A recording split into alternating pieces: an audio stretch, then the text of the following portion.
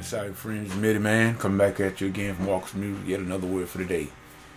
Sunday morning edition, people. We give God the glory and all the praise for life, health, and strength for as well as it is. Oh, excuse me. We would like to thank all the Blog Talk family, the End Time Harvest Gang, and everybody that makes up the whole community. Giving y'all honor this morning, hoping all is well with you. Mitty Man Rhodes, and I'm getting ready to get out of here again. And this is one of these engagements that I really don't care to do, but nevertheless, it's part of the job description, and sometimes I must go out and do it in these here quiet anniversaries. These quiet anniversaries, they used to be all right.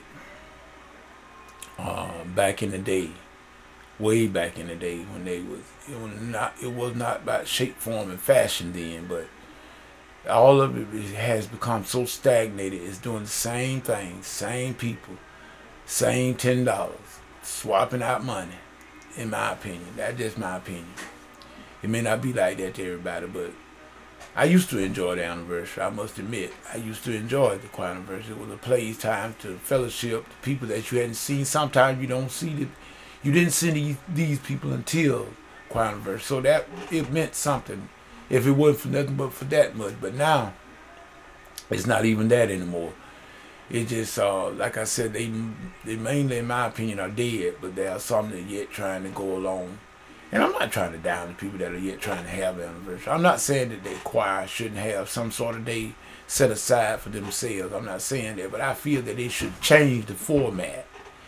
The format of those things should be changed. They've been the same for over 25 years. I know it. It's the same format.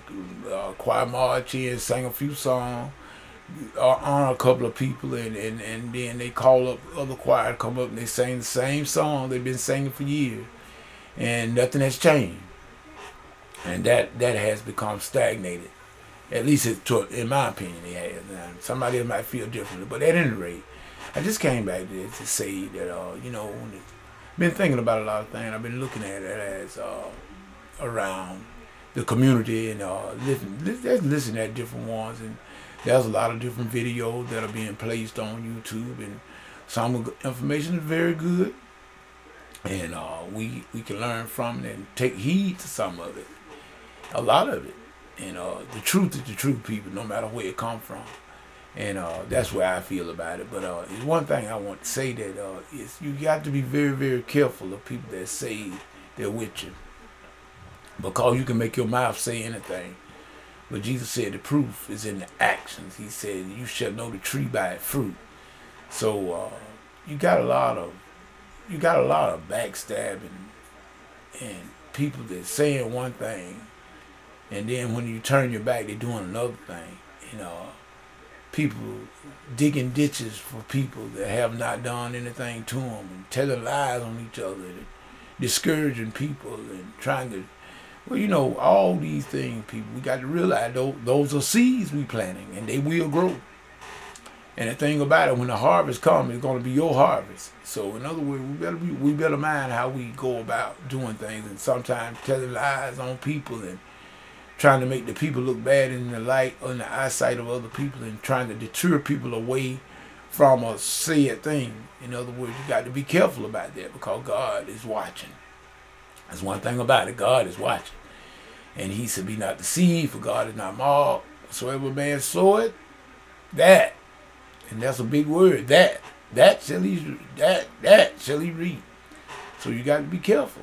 We must be careful of how we go about from our day-to-day lives, treating people in a kind of way, doing any kind of thing. Because believe me, a lot of people, that stuff coming back on.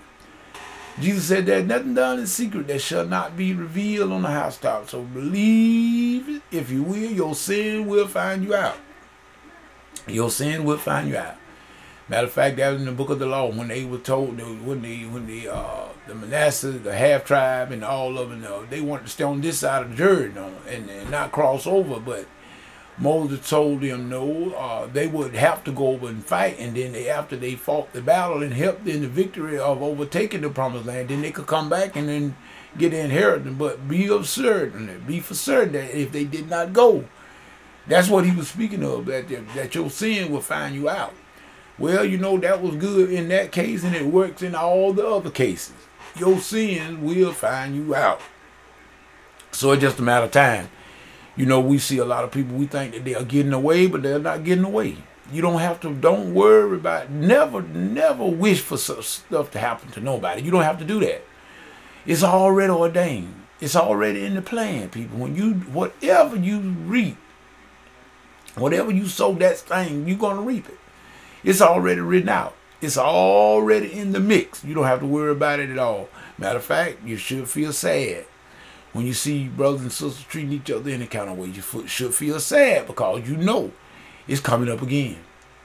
It's coming up again. So with that being said, me the man going to end this video right here. And remember, as we go about from day to day and in our daily dealing with people, remember, deal with people as you would want them to deal with you.